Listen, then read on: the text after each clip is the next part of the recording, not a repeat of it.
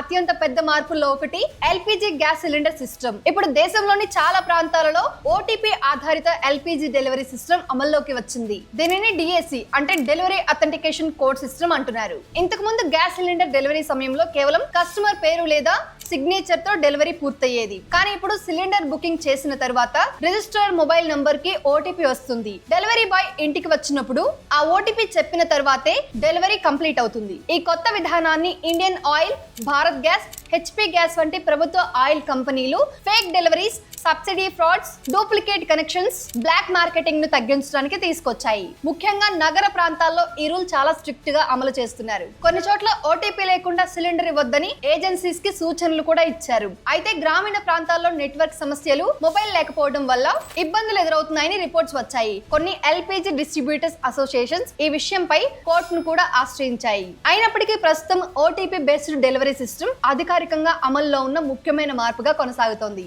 ఇంకో ముఖ్యమైన మార్పు రీఫిల్ బుకింగ్ గ్యాప్. ఇప్పుడు ఒక సిలిండర్ డెలివరీ అయిన వెంటనే మరో బుకింగ్ చేయకుండా మినిమం వెయిటింగ్ పీరియడ్ ను కఠినంగా మానిటర్ చేస్తున్నారు. ప్రస్తుతం అర్బన్ ఏరియాస్ లో సాధారణంగా 25 రోజుల గ్యాప్, కొన్ని రూరల్ ఏరియాస్ లో 45 రోజుల వరకు వెయిటింగ్ పీరియడ్ అమల్లో ఉన్నట్లు కేంద్ర ప్రభుత్వం క్లారిఫికేషన్ ఇచ్చింది. దీని వెనుక ప్రధాన కారణం unnecessary hoarding, panic booking, subsidised LPG ను కమర్షియల్ యూసేజ్ కి డైవర్ట్ చేయడం వంటి సమస్యలను తగ్గించడం. వరుసగా ఎక్కువ సిలిండర్స్ బుకింగ్ చేసి బ్లాక్ మార్కెటింగ్ చేస్తున్న కేసులు పెరగడంతో ఆయిల్ కంపెనీస్ మానిటరింగ్ ను మరింత స్ట్రిక్ట్ చేశాయి. అందుకే ఇప్పుడు ఎల్పిజి బుకింగ్, డెలివరీ రెండింటిలోనూ కొత్త రూల్స్ చాలా కఠినంగా అమలవుతున్నాయి. ఇంతకీ మీ ఏరియాలోని పరిస్థితి ఏంటి? కామెంట్ చేయండి. ఇలాంటి మరిన్ని అప్డేట్స్ కోసం ఈ ఛానల్ ని సబ్స్క్రైబ్ చేసుకోండి.